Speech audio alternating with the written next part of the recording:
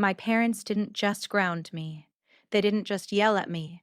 They told every employer in town that I was a thief.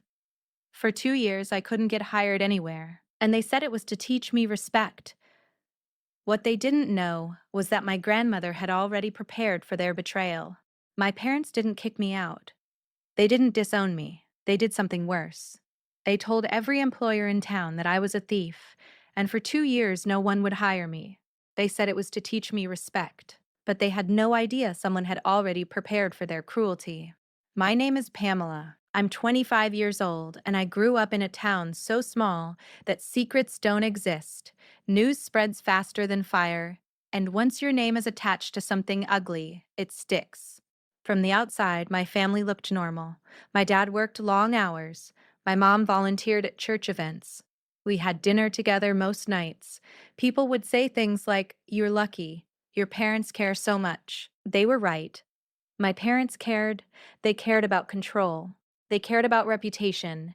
And they cared about obedience. Love that always felt conditional. The argument that changed everything started over $200. I came home from my shift at Miller's grocery store, tired but proud.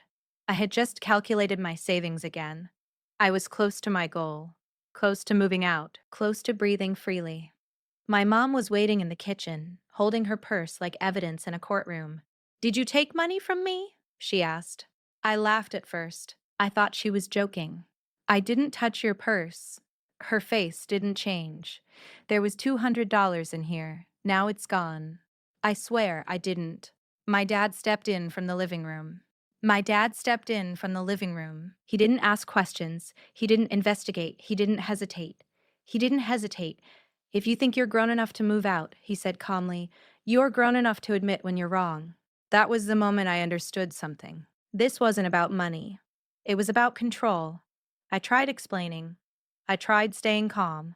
I even offered to help look for it, but my denial only made them more certain. "You've been acting distant," my mom said, secretive. Because I was saving to move out. Because I wanted independence. Because I wanted my own life. And in their house, independence felt like betrayal. The next week, I was called into my manager's office. He wouldn't meet my eyes. That's how I knew something was wrong. "Pamela," he said carefully, "we're going to have to let you go." My stomach dropped. "Why?"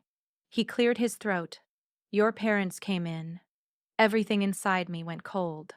"They said you've stolen from them before," he continued. "They said we should be careful." I couldn't breathe. "That's not true," I whispered. He looked uncomfortable. "I'm sorry. We can't take the risk." Risk, that word followed me, all the way home. I confronted my parents that night. "You went to my job." My dad didn't deny it. He sat at the table, calm as ever. "We warned them," he said. "You told them I steal. If the shoe fits, it doesn't." My voice cracked, but he didn't flinch. Then he said it, slowly, clearly, "Maybe now you'll learn to respect us." I felt something break inside me, not loudly, not dramatically, just quietly, like a thin thread snapping. I thought it would stop there. I was wrong. Every job application after that followed the same pattern. Interviews went well.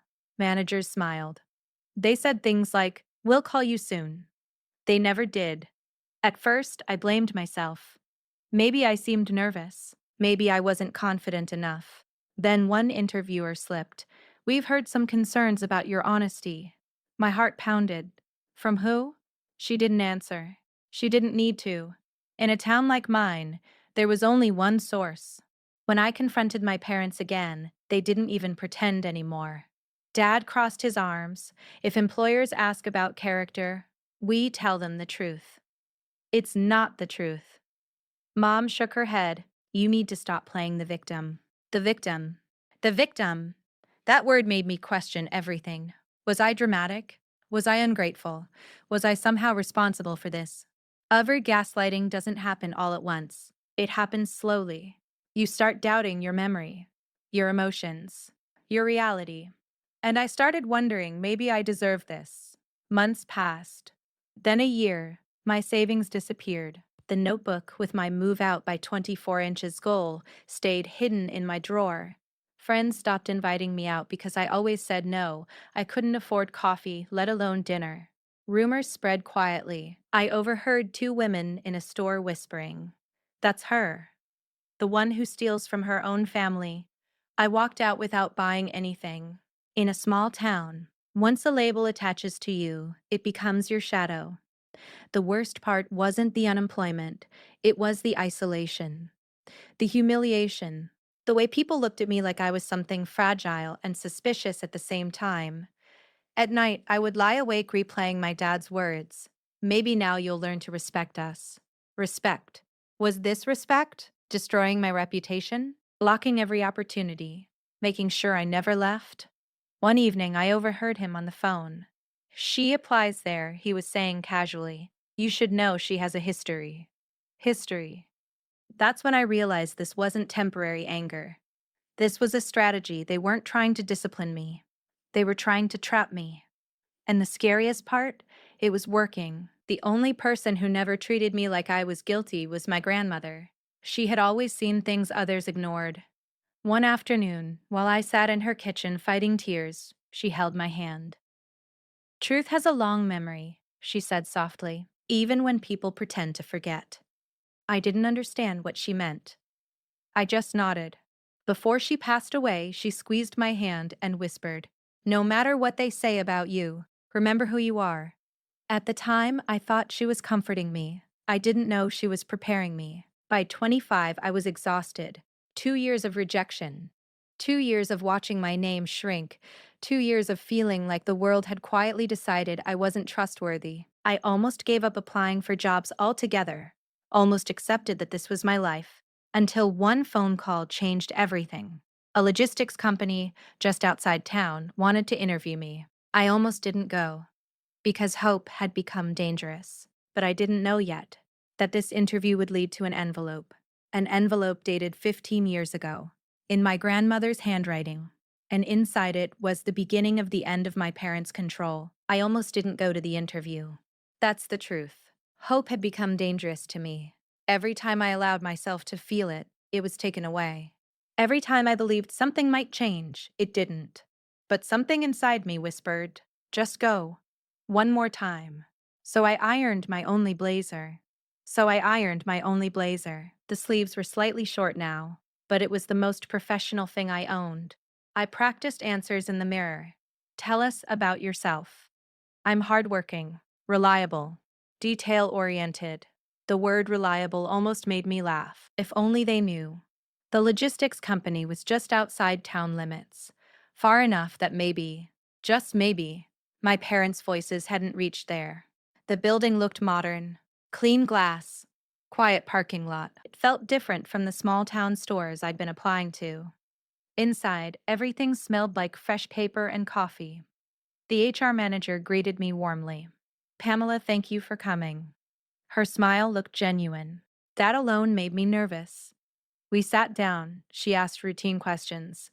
I answered carefully, choosing every word like it might be used against me later. Years of defending yourself changes how you speak. You become cautious, measured, guarded. The interview felt normal, too normal. And that's when my anxiety started building. Because this was always the part where things shifted. Where someone would clear their throat and say, "We heard some concerns." Where the invisible stain on my name would appear again. Then the door opened. A man in his early 50s walked in, calm, confident, quiet authority in the way he moved. The HR manager immediately stood up. "Oh, sir." She looked at me. "This is our CEO." My heart dropped. Why would the CEO walk into my interview? Had they already heard something? Was this going to be a more formal rejection? He looked at me for a long moment. Not suspicious, not cold, but thoughtful, like he recognized something. Then he sat down across from me and folded his hands. "Before we continue," he said gently, "there's something I need to give you." My pulse pounded in my ears. He reached into his briefcase and pulled out a thick yellowed envelope. The paper looked old, the edges slightly worn. He placed it in front of me. "Your grandmother left this with us," he said. For a moment, I thought I misheard him. My grandmother. She was one of our earliest investors. 15 years ago. The room felt like it tilted. 15 years ago. I stared at the envelope. My grandmother's handwriting covered the front, my name, and a date from 15 years ago. My fingers trembled as I touched it. She gave us very specific instructions. The CEO continued. If you ever applied here, and if your application was questioned due to character concerns, we were to intervene. The words felt unreal.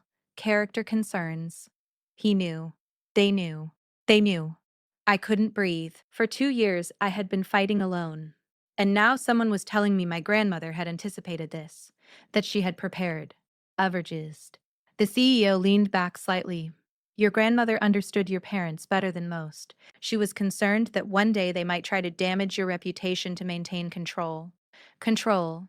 The word hit me like lightning. She left documentation with us, he said. My hands were shaking now. I opened the envelope. Inside was a letter on top. Her handwriting. Soft. Familiar. Steady.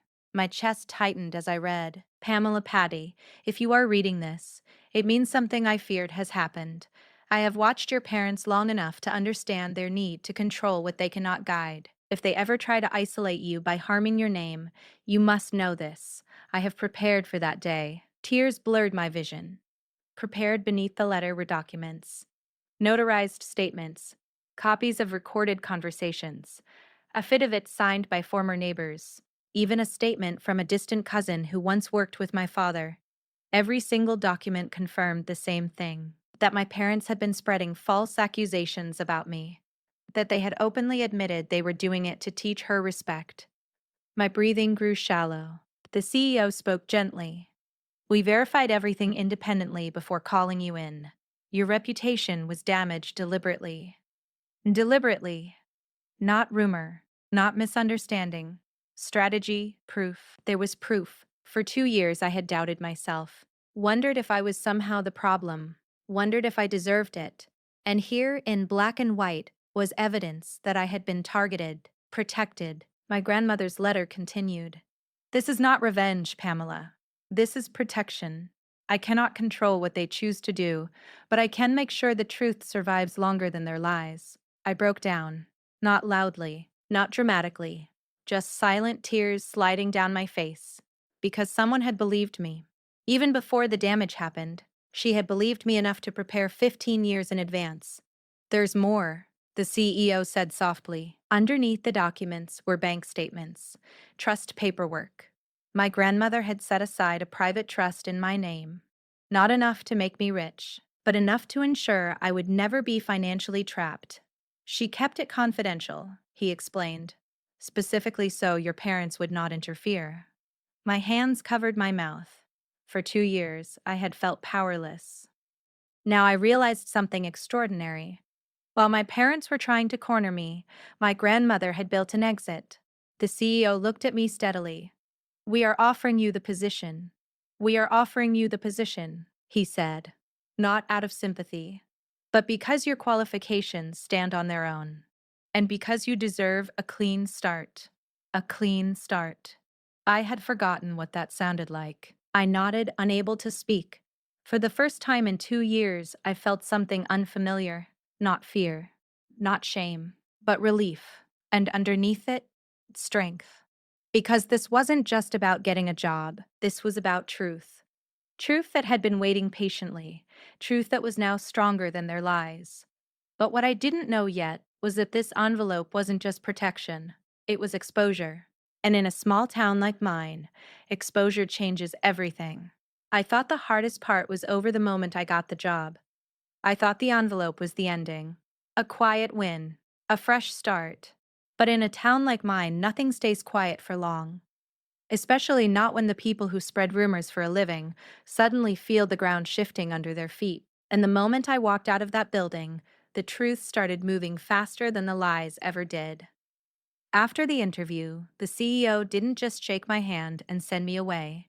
He walked me to the front entrance himself, not rushing, not pretending I was invisible like other employers had. He spoke to me like a person, like someone worth respect. That alone felt unreal. When we reached the glass doors, he said, Pamela, your grandmother trusted us with something important. We're going to honor her. I swallowed hard. Thank you. He nodded once. You don't have to fight alone anymore. That sentence hit me deeper than I expected, because for 2 years, fighting alone was all I'd known. My first day at the company felt like stepping into a different world. No one looked at me like I was suspicious. No one acted like my presence was a risk. They showed me my desk. They introduced me to people. They smiled like it was normal to welcome someone. But the most noticeable part, the CEO himself came by and greeted me in front of others. Good to have you with us, Pamela, he said. Simple, calm, public. And I saw it happen. The way heads turned, the way eyes widened, the way people silently thought, why is the CEO talking to her like that? In my town, attention like that was rare. And curiosity is fuel. By the end of the week, the whispers started. It began with a message from an old friend I hadn't heard from in months. Hey, I heard you got a job with Eastline Logistics. Is that true? Then another. Did you really meet the CEO? Then another. How did you pull that off? At first, I didn't respond. I wasn't ready. I had lived under suspicion for so long that good news felt like a trap. But the whispers didn't stop. They spread. Right. Fast. And for the first time in 2 years, the rumor wasn't about what I did wrong. It was about what I did right. A few days later, I walked into a local cafe to buy a cheap coffee, the same cafe where I had once overheard girls whispering about me. I expected the same looks, the same judgment, but this time, the room felt different. People stared, yes, but not with disgust, with confusion, with curiosity. Like the town couldn't figure out how the thief had suddenly been accepted by one of the most respected companies in the region. And in a town where everyone loves a story, confusion always leads to questions. Then the legal notices started going out. I didn't see them at first.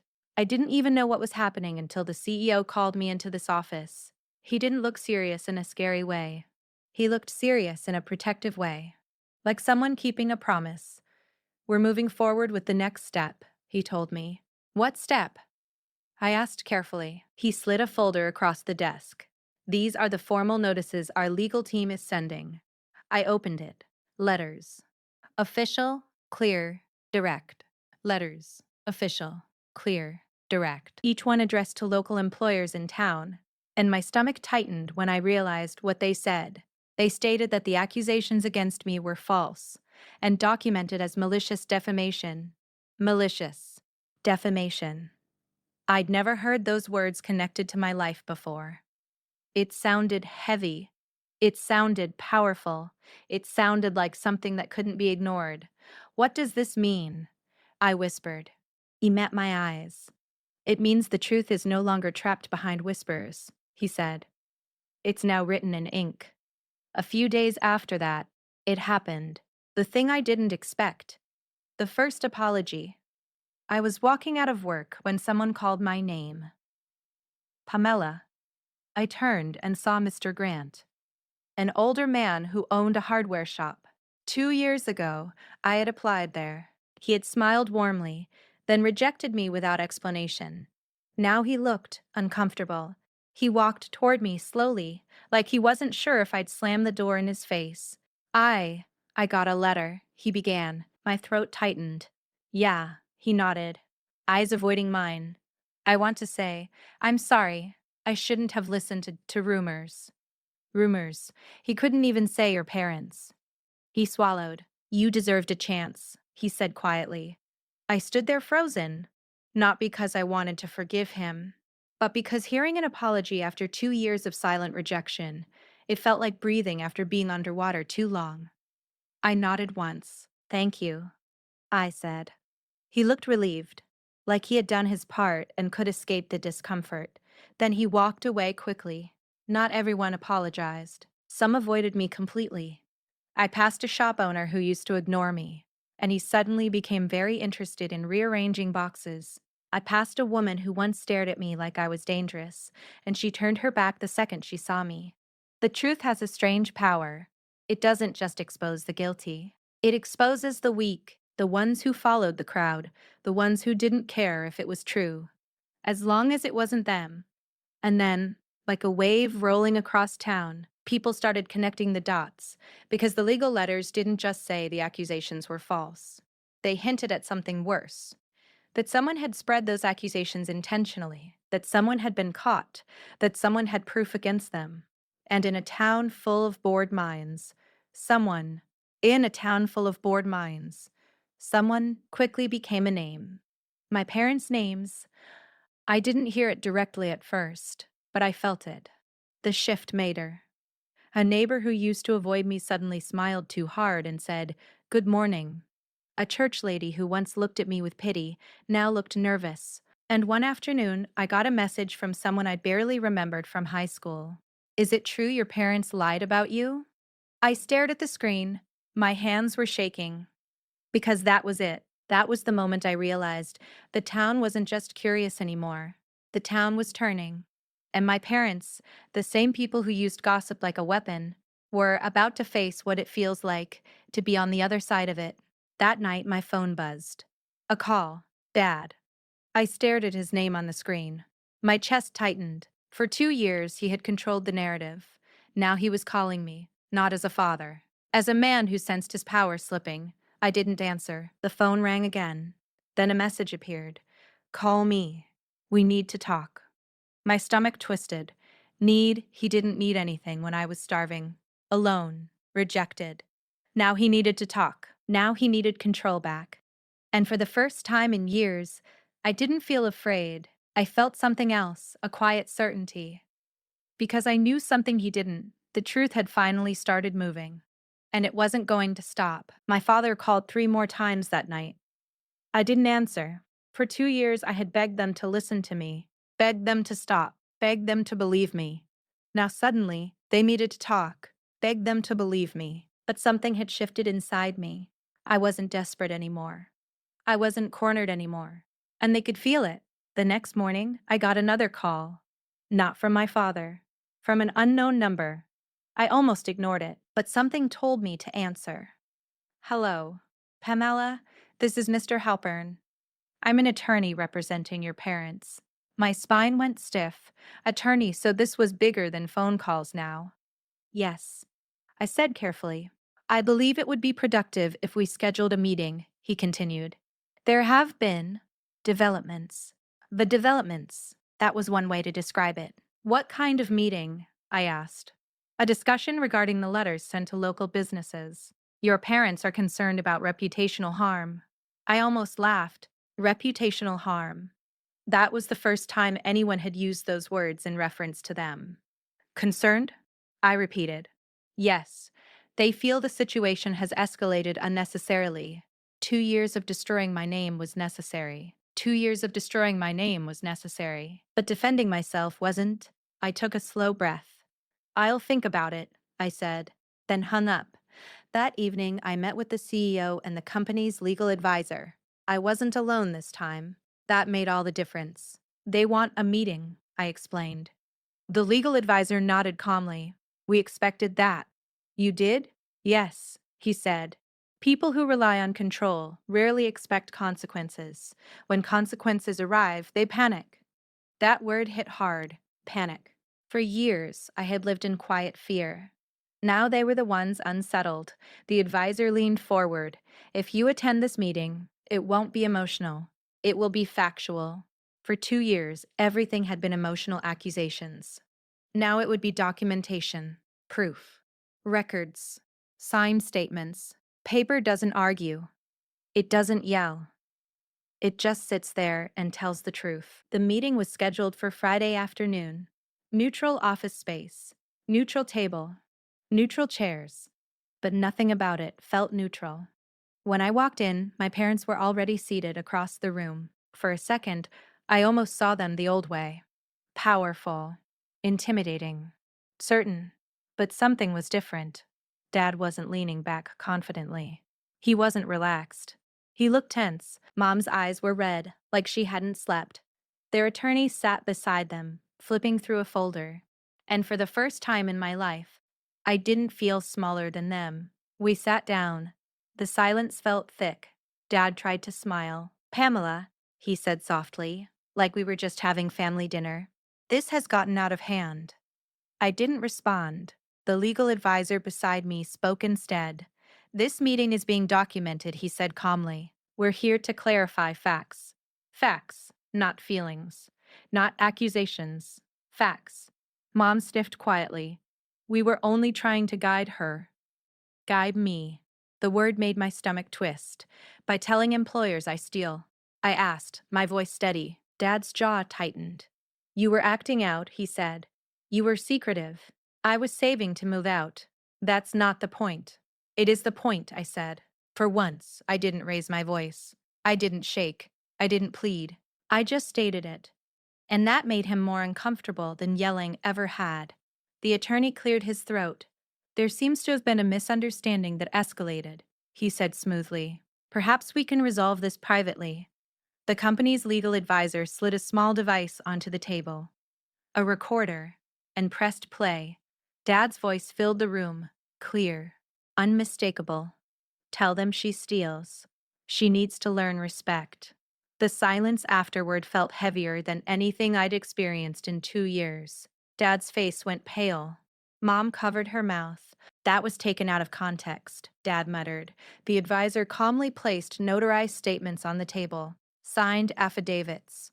Witnesses confirming the same behavior, repeated calls, repeated warnings, a pattern, not emotion, not misunderstanding. Pattern. You deliberately interfered with your daughter's employment opportunities, the advisor said evenly. That constitutes defamation. The word hung in the air. Defamation. Dad's confidence cracked visibly. This is ridiculous, he said, but his voice lacked strength. For 2 years, I said quietly, I couldn't pay my bills. Mom started crying. We were teaching you, she whispered. Teaching me what? I asked. Silence. Because there was no answer that didn't sound cruel. The attorney shifted uncomfortably. My clients were under the impression they were acting in parental authority. Parental authority ends where intentional harm begins, the advisor replied calmly. Dad looked at me, really looked at me, and I saw it. Not anger, not pride, fear. Because for the first time, he wasn't controlling the narrative. He wasn't deciding what others believed. He was sitting in front of proof. And proof doesn't bend. We can pursue this formally, the advisor continued. Or we can settle with a written acknowledgement of false claims and a commitment to cease further interference. Dad swallowed. Mom's crying grew quieter. He wasn't thinking about right or wrong. He was calculating damage, social damage, reputation damage. The same weapon he had used on me, now pointed back at him. Finally, his voice came out low. What do you want? Not what do you need? Not how can we fix this? What do you want? I looked at him steadily. I want you to stop. Just that. No screaming. No revenge speech. Just boundaries. For good, I added. The attorney leaned in and whispered something to my father. After a long pause, Dad nodded stiffly. We'll sign, he said. We'll sign, he said. They signed a formal acknowledgement.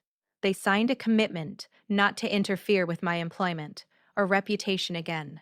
They signed a document admitting the accusations were unfounded. Unfounded. The same accusations that had cost me 2 years of my life. When the papers were done, Mom tried to look at me. Pamela, I stood up. I didn't come here for apologies, I said calmly. And that was true. Apologies would have been too small. What I came for was freedom. And I had it. As I walked out of that building, the air felt different, lighter, cleaner. Not because I had destroyed them, but because I no longer belonged to their version of me, the version that was ungrateful, rebellious, dishonest. That version was dead, and they had signed the paperwork confirming it. But something inside me understood this wasn't the final shift. Because in a small town, legal documents travel quietly, but shame travels loudly, and soon the town would know exactly who had been lying. The papers were signed quietly. But shame is never quiet in a small town. For years, my parents had controlled the story. They chose the words, they chose the words. They chose the audience, they chose who believed what. But now, a fiver, the story had escaped them, and this time, they weren't the authors. It started subtly. Few days after the meeting, I noticed something strange at work. People weren't just polite anymore. They were respectful, Not the kind of respect that feels forced, the kind that feels earned. One afternoon, I walked into the break room and heard two coworkers talking. That's her, one whispered, the one whose grandmother invested early. Yeah, and did you hear about the situation with her parents? I paused outside the door, not because I was afraid, but because I needed to hear it. They were spreading lies about her, the other one said. There was proof. Proof. That word again. It carried weight. It carried power. For 2 years, I had no proof. For 2 years, I had no proof. Now it followed my name like armor. But the real shift didn't happen at work. It happened in town. The same town that once whispered about me in grocery aisles. The same town that avoided eye contact when I walked by. The same town that believed the word thief without question. Now, they had new information. And people in small towns love updates. The first sign was at church. I hadn't gone in months. Not because I stopped believing in anything, but because I couldn't stand the looks, the pity, the quiet judgment disguised as concern. But that Sunday, something inside me said, go. When I walked in, the room felt different, heads turned, but not with suspicion, with curiosity, and something else, discomfort, because now they knew. They knew the accusations were false. They knew my parents had signed legal papers. They knew there were recordings. And suddenly, the people who once whispered felt exposed too.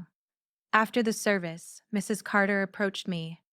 2 years ago, she had pulled her purse closer when I stood near her. Now she smiled too wide.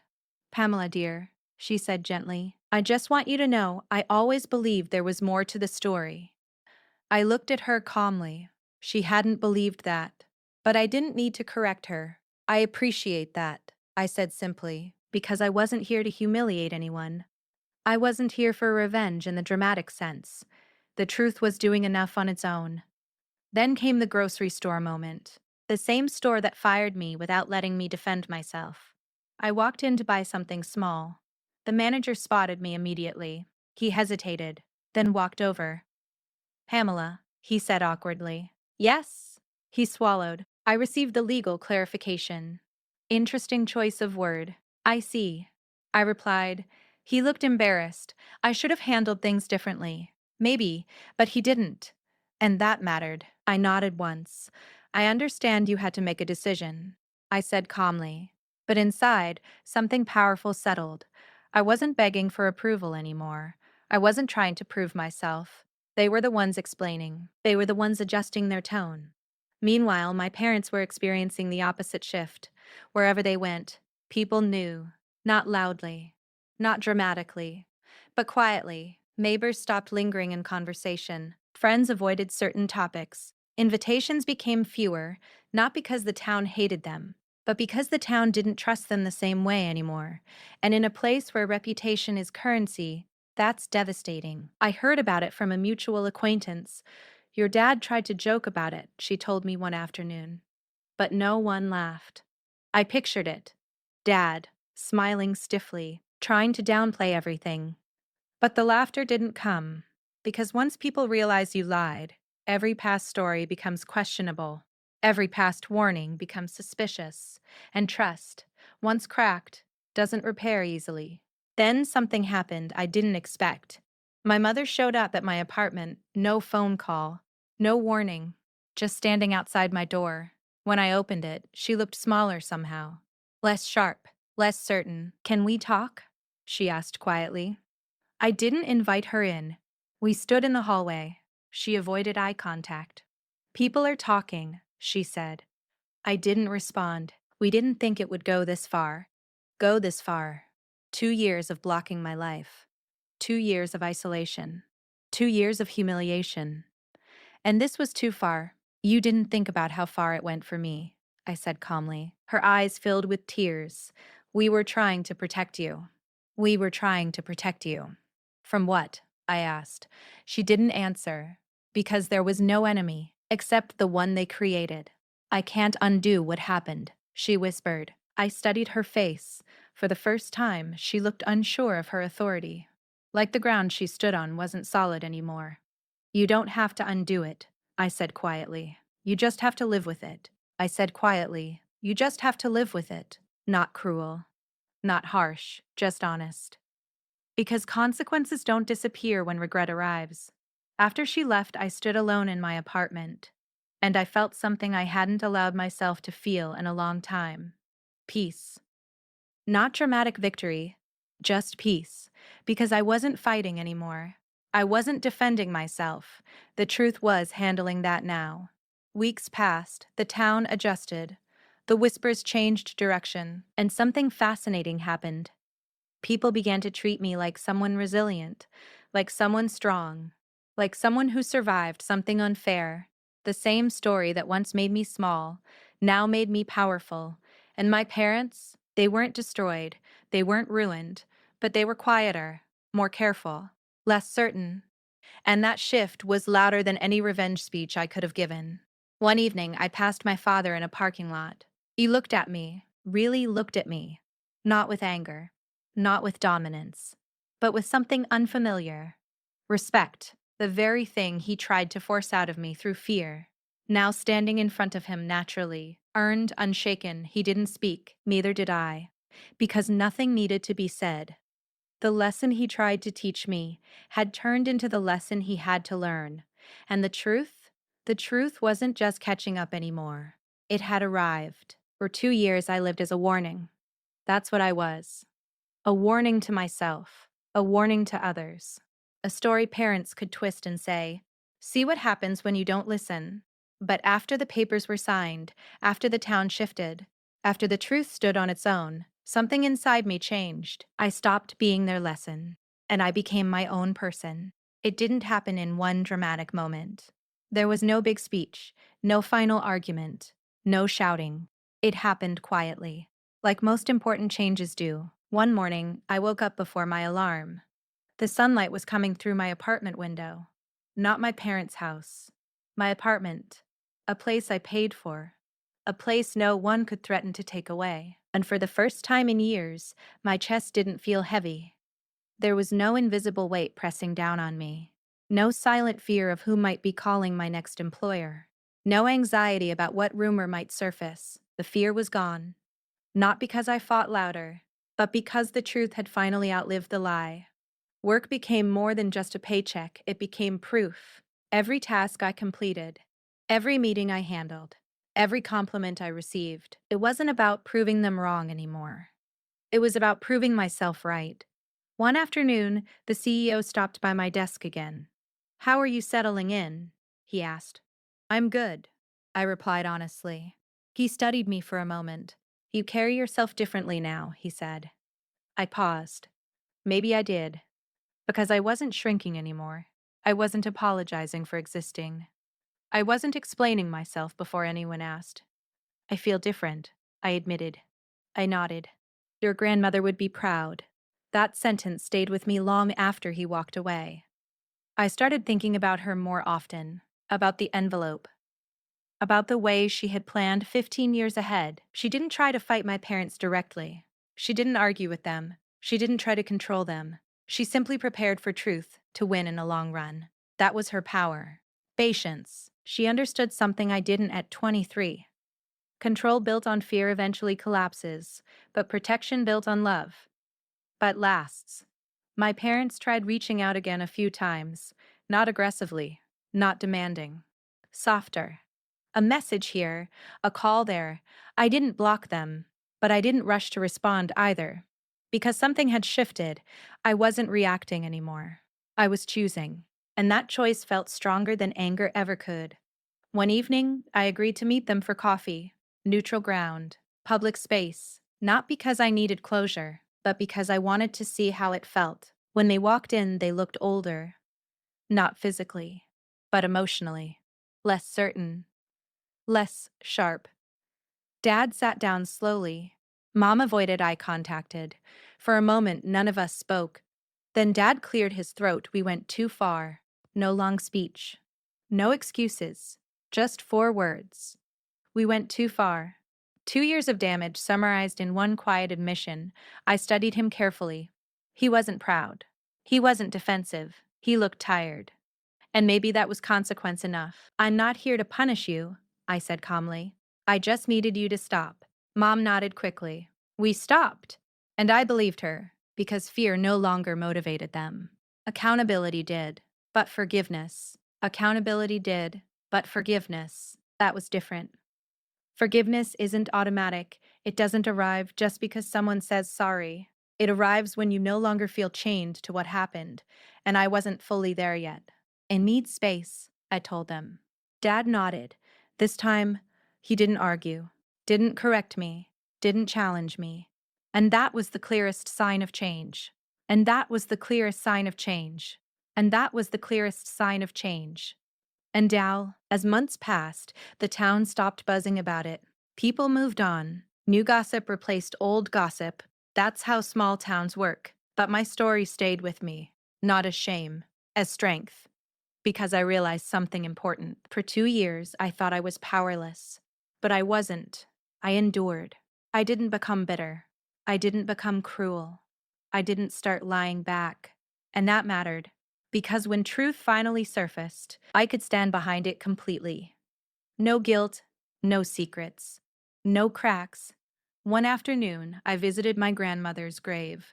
I brought fresh flowers. I stood there quietly, the wind soft around me. You were right, I whispered. Truth has a long memory. It waited. It watched. And when the time was right, it arrived. Not loudly, not violently, but steadily, like sunrise. Sometimes people ask me now, do you hate them? And the honest answer is no. Hate requires energy, and I don't want to give them that anymore. What I feel is something different: distance, clarity, understanding. They tried to teach me respect through fear, but fear doesn't create respect. It creates silence, and silence eventually breaks. What they didn't understand is that real respect is earned through love, through trust, through believing in someone even when you don't control them. My grandmother understood that. She didn't try to trap me. She built a safety net. She didn't shame me. She prepared for me. And because of her, I didn't just survive their betrayal. I outgrew it. Now, when I walk through town, people don't see a thief. They see someone who endured something unfair and stood tall anyway.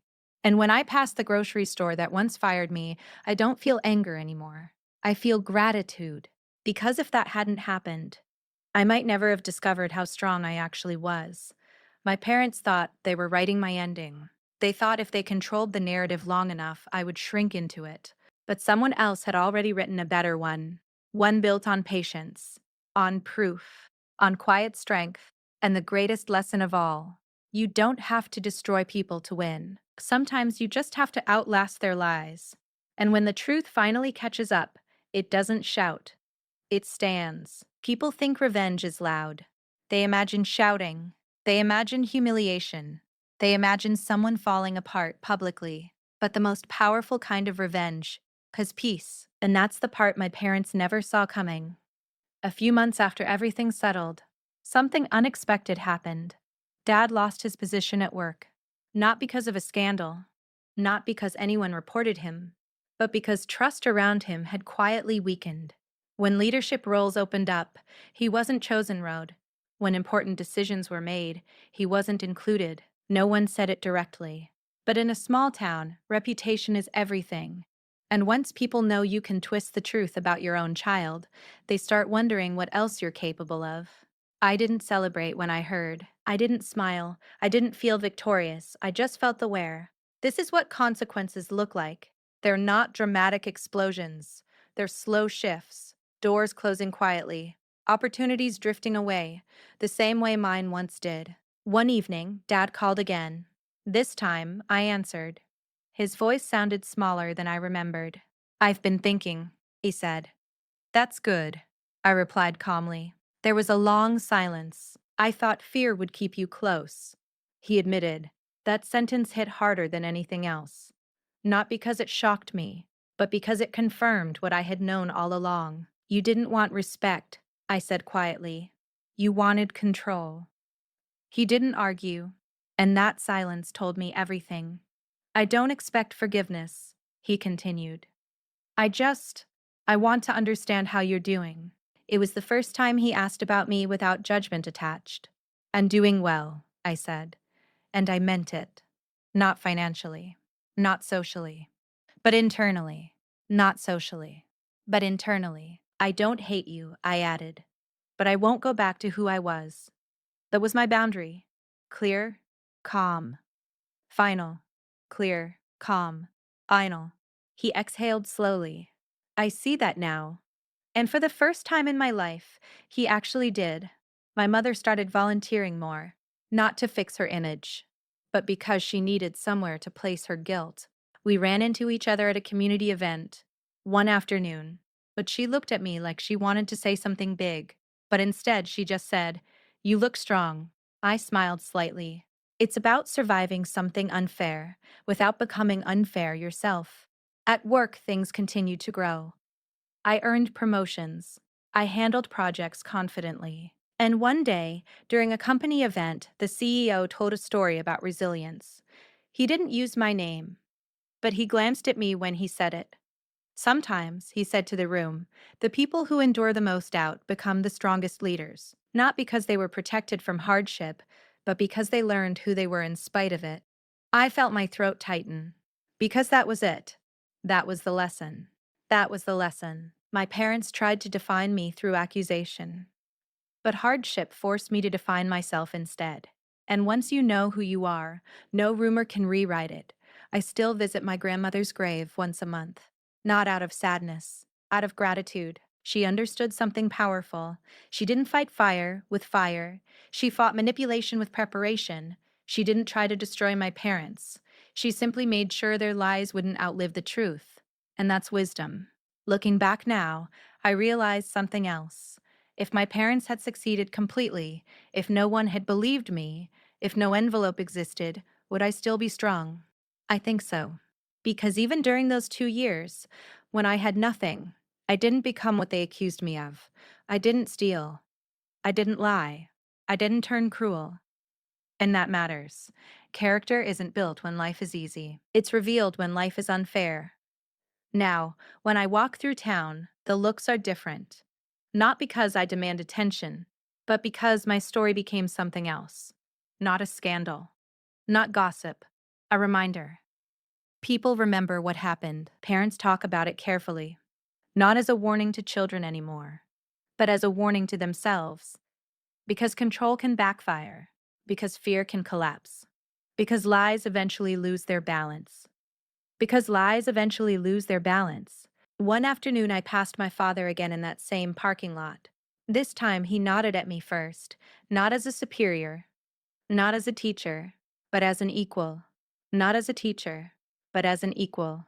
And I nodded back, not as a child seeking approval, but as a woman who built her own life. That was the moment I understood something clearly. They thought they were teaching me respect, but the only person who learned that lesson was them.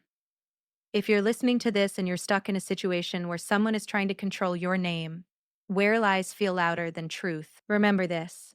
Truth is patient. It doesn't panic, it doesn't rush. It waits. And when it finally rises, it doesn't need to scream.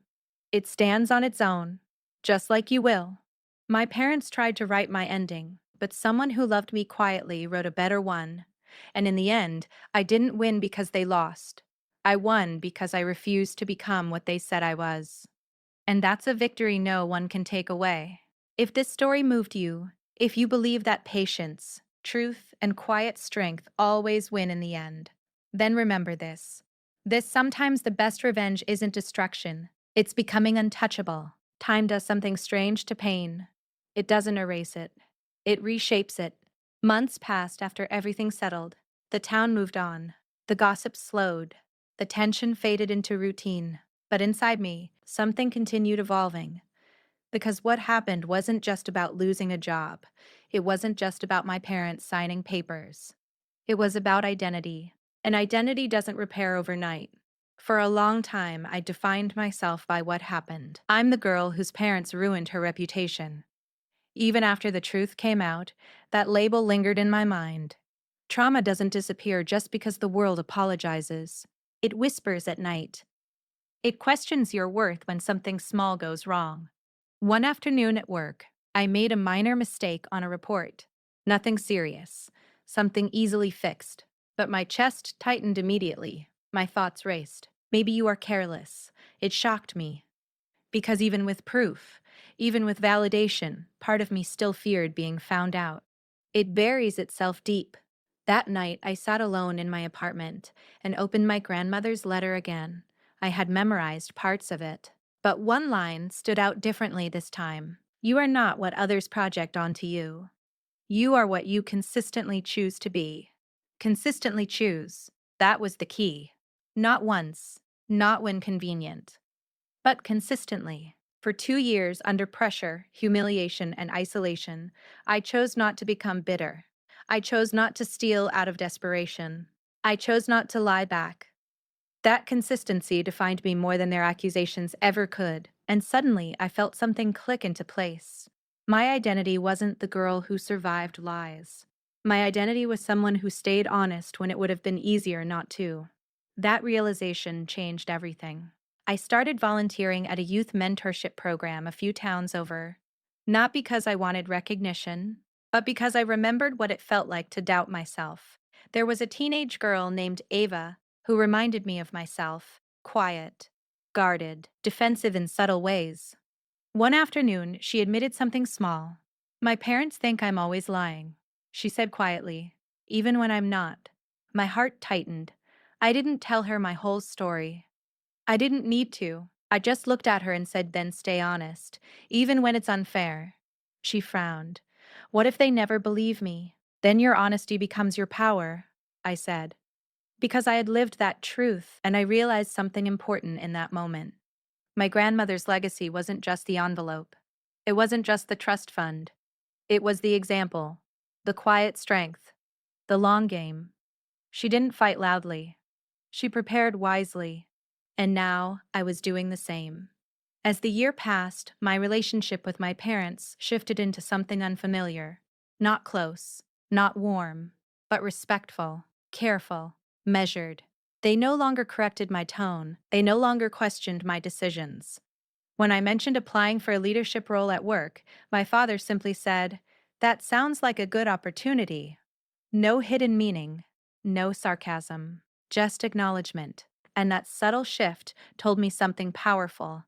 Control had been replaced by caution, and caution is what happens when someone knows they crossed a line once. One evening, my mom asked me a question that surprised me. Do you think we raised you wrong? I thought about it carefully. Because this wasn't a trap. It was vulnerability.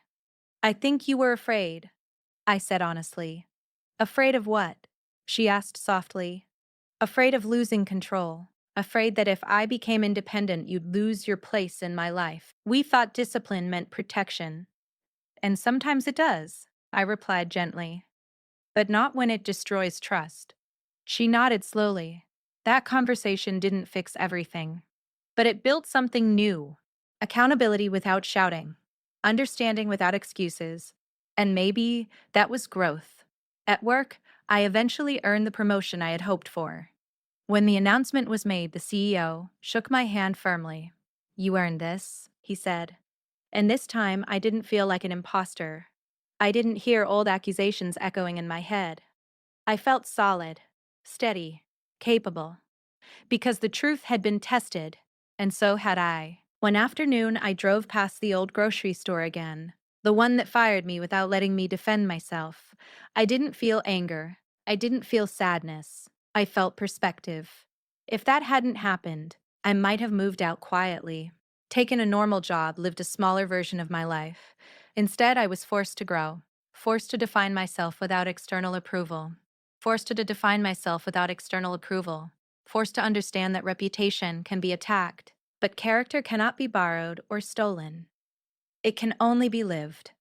And that's the final lesson my parents never meant to teach me. They tried to force respect through fear, but fear creates silence, and silence eventually cracks. Real respect comes from consistency, from boundaries, from choosing who you are even when someone tries to rewrite you. Now, when I think about those 2 years, I don't see wasted time. I see foundation. I see proof of endurance. I see the moment I stopped waiting for permission to become myself. My parents thought they were writing my ending. But my grandmother wrote something better. She wrote patience. She wrote preparation. She wrote faith in who I would become. And in the end, the greatest revenge wasn't watching them struggle. It wasn't seeing their reputation weaken. It wasn't the signed papers. The greatest revenge was becoming someone they could no longer control, and someone they could no longer define. That's the legacy she really left me. Not money. Not documents. But the understanding that truth, when lived consistently, always wins the long game. There's something ironic about the word respect. You can demand it. You can shout for it. You can punish someone for not giving it. But none of that creates it. Respect isn't forced. It's earned. And the hardest lesson my parents ever learned was the one they tried to teach me. It's been over a year now since the envelope, over a year since the legal meeting, over a year since the town shifted. Life isn't dramatic anymore. There are no big confrontations, no public scenes, just ordinary days. Work, coffee, conversations, quiet evenings. But inside those ordinary days is something extraordinary. Peace, the kind of peace you only get after surviving something that could have broken you. Sometimes I think back to the version of me at 23, standing in my bedroom, accused of something I didn't do, trying to defend myself while my father stood there certain of my guilt. I remember how small I felt, how powerless, how powerless, how confused. And I wish I could walk back into that room and tell her something. I'd tell her this: they're wrong, and one day you won't need them to admit it, because that's the real freedom. Not making them confess, not watching them fall, but no longer needing their approval to stand tall. A few months ago, something happened that felt symbolic. The local newspaper ran a small feature on community business leaders. My photo was included, not for drama, not for controversy, just for my work. When I saw it, I stared at the page for a long time. 2 years ago, my name circulated in whispers. Now it appeared in print, with credibility. When my parents saw it, they didn't call to critique. They didn't question it. They didn't downplay it. But my father sent a short message: proud of you. That was it. 3 words. The same man who once said, tell them she steals, now saying, proud of you. And here's the surprising part. I didn't feel triumph. I didn't feel revenge. I felt closure, because the respect he tried to force through fear had finally arrived naturally, without control, without punishment, without lies. One evening, I sat down with my parents for dinner, not because everything was perfect, but because we had reached a place where sitting at the same table didn't feel heavy anymore. The conversation stayed simple: work updates, weather, small town news. At one point, my dad looked at me and said quietly, I bellowed at me and said quietly, 5 foud. You didn't become what we expected. He hesitated. We thought if we tightened the pressure, you would fold. You'd come back dependent. Dependent. That word used to scare me. Now it sounded distant. But you didn't fold, he added. No, I said calmly. I grew. He nodded slowly. And for the first time, I realized something important. They weren't villains in their own minds. They were afraid parents who chose the wrong method. They thought control was protection. They thought fear was discipline. They didn't understand that fear breaks trust. And once trust breaks, it takes years to rebuild. Do I trust them fully now? I agree? No. Trust, like reputation, takes time. But I no longer carry anger like armor, because anger keeps you connected to what hurt you. And I don't want to stay connected to that pain. I want to move forward. And moving forward requires release. Sometimes people ask me, if your grandmother hadn't prepared, what would have happened? I think about that often. Maybe I would have left town. Maybe I would have rebuilt somewhere else. Maybe I would have rebuilt somewhere else. But here's what I know. The envelope didn't make me strong. It revealed that I already was. The proof helped. The trust fund protected me. The legal action exposed the lies. But my strength, Dave, that came from surviving 2 years without becoming bitter. From staying honest when it would have been easier not to, pal. From refusing to let someone else's fear define my future. If you're listening to this and someone has damaged your name, if someone has tried to shrink you through rumors, if someone close to you has used control instead of love, I want you to remember something. You are not the story they tell about you. You are the choices you make when it would be easier to give up. Truth doesn't always move fast. Sometimes it takes years. Sometimes it waits quietly. But when it arrives, it doesn't ask for permission. It stands on its own, just like you will. My parents thought they were writing my ending. They thought fear would keep me small. They thought respect could be forced. They thought respect could be forced. But someone else, someone patient, wise, and loving, had already written something better. She wrote preparation. She wrote protection. She wrote belief. And in the end, the greatest victory wasn't watching my parents struggle. It wasn't seeing the town change sides. It wasn't the legal documents. The greatest victory was becoming someone who didn't need revenge to feel whole. Because real revenge, jibe it, it's living well. It's building something solid. It's walking through the same town that doubted you, with your head steady and your heart calm. That's what they never expected. They thought they were teaching me respect. But the truth is, they finally learned what it means. If this story moved you, if you believe truth wins the long game, if you've ever had to rebuild your name from scratch, then remember this. Sometimes the most powerful comeback is quiet, and sometimes the strongest people are the ones who endured in silence. Thank you for listening to my story. And never let someone else's fear decide who you become. There's one last thing I need to say, because this story isn't really about my parents. It's not even about the envelope.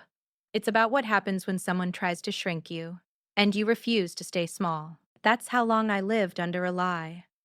2 years of rejection emails, 2 years of watching doors close, 2 years of wondering if I was somehow broken. And if you had asked me back then what hurt the most, it wasn't losing the jobs, it wasn't the whispers, it wasn't even the humiliation. It was the doubt, the quiet voice in my head asking, what if they're right? That's the most dangerous part of betrayal. It doesn't just damage your reputation, it damages your reflection. You start questioning who you are. You start shrinking your dreams. You start lowering your voice. And if that continues long enough, you forget what you sounded like before the doubt. But here's what I learned. Lies can block opportunities. They can damage trust.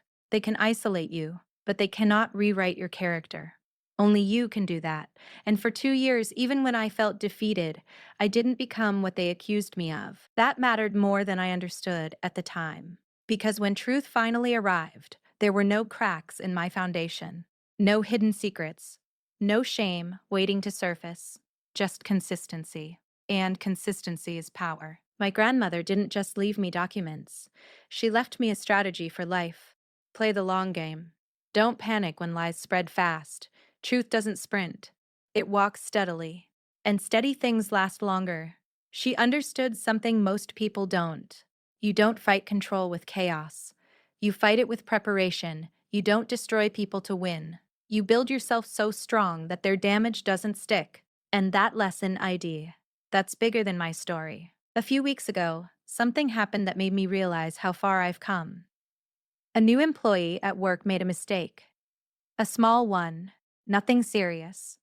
But I saw the panic in her eyes, the fear of being judged, the fear of being labeled, and without thinking, I said something simple. Mistakes don't define you, patterns do. She looked relieved, and in that moment I realized something powerful. I wasn't just someone who survived something hard. I was someone who could help others survive it too. That's growth. That's legacy. I don't pretend everything is perfect now. There are still awkward family dinners. There are still careful conversations. Trust rebuilds slowly. But control is gone. And that's enough because now, when my parents speak to me, they speak to an adult, not a child they can intimidate, not a name they can manipulate, an equal. And that shift didn't come from shouting, it came from standing firm. Sometimes I replay the moment in the lawyer's office, the recorder playing my father's voice. Tell him she steals. At the time, that sentence felt like a weapon. Now it feels like proof. Proof that fear makes people do foolish things. Proof that power without love turns destructive. Proof that control eventually exposes itself. And the irony? The very sentence meant to destroy my credibility destroyed his instead. That's the long game of truth. It doesn't attack, it waits. And when the time is right, it reveals everything. If you're watching this and someone has damaged your name, if someone has used lies to keep you small, if someone close to you has mistaken control for love, hear me clearly. You do not need revenge to win. You need consistency. You need patience. You need to keep showing up as the person you know you are. Because when truth finally surfaces, it won't need your defense. It will defend you. My parents thought they were teaching me respect. They thought pressure would make me obedient. They thought isolation would make me dependent. Instead, it made me independent. It made me resilient. It made me unshakable. And the respect they demanded through fear, they now give freely. Not because I forced them, but because I earned it. Through character, through endurance, through refusing to collapse. The greatest revenge isn't watching someone fall. It's building something they can't tear down. It's walking into rooms without anxiety. It's hearing your name spoken with admiration instead of suspicion. It's sleeping peacefully, knowing you didn't compromise who you are. That's victory. Not loud. Not dramatic. Just solid. And maybe that's the real message here. Sometimes life will test your name. Sometimes the people closest to you will misunderstand you. Sometimes you will stand alone longer than feels fair. But if you stay honest, if you stay steady, if you refuse to become what they accuse you of, truth will meet you eventually. It always does. My parents thought they were writing my ending, but my grandmother wrote something better. She wrote patience. She wrote preparation. She wrote faith in the woman I would become. And in the end, the best story wasn't about revenge. It was about becoming someone no lie could destroy. That's the long game. And that's the part they never saw coming. If this story meant something to you, if you believe in quiet strength, if you've ever had to rebuild your name from nothing, remember this: they can question you. They can doubt you. They can even try to rewrite you, but they cannot define you. Only you can do that. And when you choose yourself consistently, no rumor survives.